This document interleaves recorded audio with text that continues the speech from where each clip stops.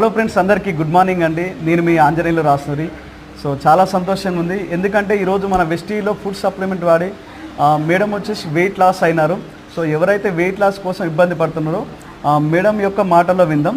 Madam, hello, నా పేరు వచ్చేసి దివ్య.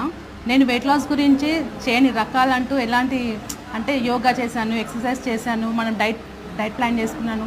But no use. తగ్గినప్పుడు తగ్గాను, జస్ట్ మళ్ళీ ఒక 1 మంత్ గ్యాప్ ఇచ్చేస్తే ఇంకా డబల్ అయిపోయాను. సో ఇలా నేను వెస్టేజ్లో ఫస్ట్ మెయిన్ థింగ్ ఏంటంటే నేను వెయిట్ లాస్ అవ్వడానికి జాయిన్ అయ్యాను ఇందులో.